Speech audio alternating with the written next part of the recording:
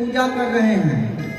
नंद बाबा ने कहा, कन्हैया तू तो कहा था कि तेरे जो गोवर्धन भगवान है वह प्रत्यक्ष होकर के भोग लगाएंगे, अभी तक जो है आपके गोवर्धन भगवान प्रकट नहीं हुए। कन्हैया ने कहा कि सब लोग आंखें बंद करिए, अभी भगवान प्रकट हो जाएंगे। अब जैसे ही सारे बाल जो है आंखें बंद किए तो भगवान ने क्या किया, चतुर्भुज रूप में जाकर के गोवर्धन पर बैठ गए।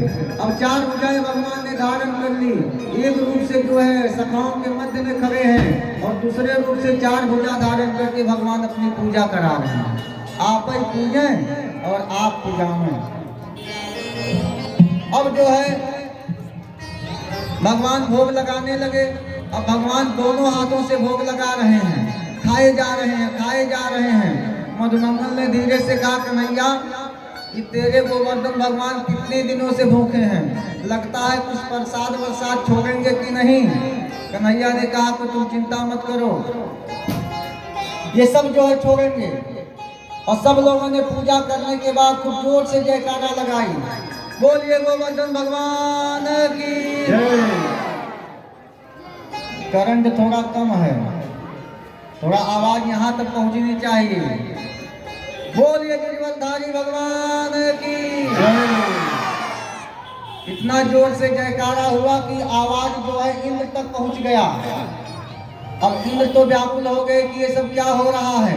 नारद बाबा जो है उसी समय जो है पहुंचे और कहने लगे, इंद्र तुमने कुछ सुना कि नहीं।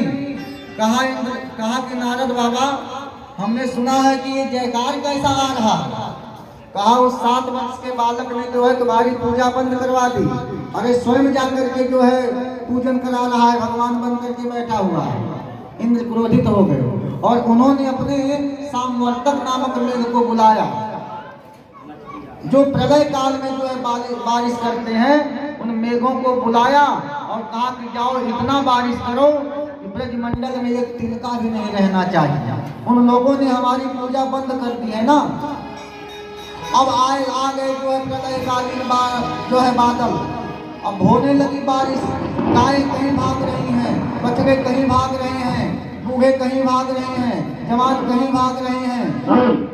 आंधी तेज चल रही है, तूफान चल रहा है, बारिश हो रही है, सब लोग भाग रहे हैं।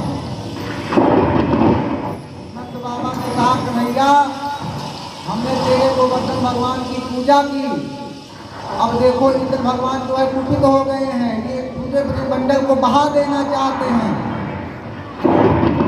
इसलिए कोई उपाय करो कन्हैया, नहीं तो हम सब लोग तो डूब जाएंगे इस प्रलयकालीन बारिश में। कन्हैया ने कहा कि तुम चिंता मत करो, तुम इस गिरिराज भगवान का शरण ग्रहण करो, ये तुम्हारी रक्षा करेंगे। अब सारे ब्रजवाल जो है आए गोवर्धन भगवान के सामने और हाथ जोड़ करके आंख बंद करके सब लोग जो है गोवर्धन भगवान का शरण ग्रहण करते हैं। हरे गिरिराज धर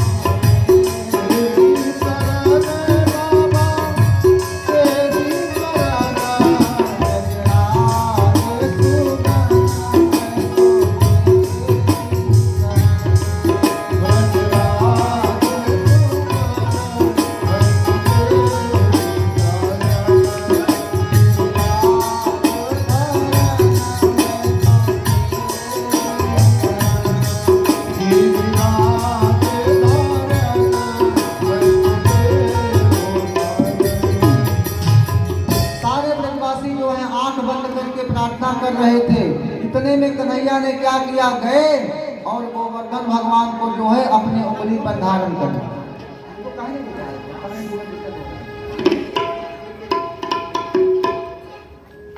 कन्हैया ने क्या किया, गोवर्धन भगवान को अपनी सबसे छोटी इकंदी उंगली पे धारण कर लिया और जब ब्रजवासियों से कहा, सारे ब्रजवासी इसके अंदर आ जाओ। अब सारे ब्रजवासी जो है अंदर आ गए। 1-2 दिन नहीं, 7 दिन और 7 रात्रि तक जो है बारिश होता रहा और इंद्र भगवान जो है ब्रजमंडल का कुछ नहीं कर पाए। जब 3 दिन बीत गया, मधुमंगल ने कहा, कन्हैया तू भैया थक गया होगा, एक काम कर, तेरी उंगली दर्द होने लगी होगी, हम लोग डंडा लगाए हुए हैं ना, तू एक काम कर, थोड़ा सा विश्राम कर ले, फिर तू अपनी उंगली पर उठा ले। कन्हैया ने कहा कि ये तुम्हारे बस की बात नहीं है, तुम लोग नहीं उठा पाओगे। अब जो है मधुमंगल ने कहा, तू समझ क्या रखे हैं, अरे पूतना को तुमने मारा तो जमुना जी तक तो हम उसको बहा कर आए थे। कन्हैया ने कहा, मैं भगवान हूं, इसलिए मैं उठाए रखा हूं। मधुमंगल ने कहा कि मुंह धोने आता नहीं है और भगवान बनता है, आजा तू मेरी गोद में सो जा, मैं हम सब छगे लगाए हुए हैं। तो कन्हैया ने कहा, ठीक है तो मैं सो जाऊं। मधुमंगल ने कहा, हाँ सो जाओ। और जैसे ही कन्हैया ने अपनी उंगली को हटाई तो सारी छवि चटाचट करके टूट गई। मधुमंगल ने कहा, भैया कन्हैया संभाल संभाल संभाल, ये तो टूट रही है। कन्हैया ने फिर जो है उठा लिया। मधुमंगल ने कहा, कन्हैया ये बताओ तुम ये उठाए कैसे?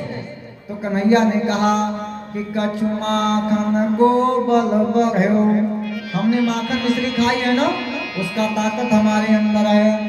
कहा कछु माखन को बल बढ़ो और कछु गोपन करी सहाय।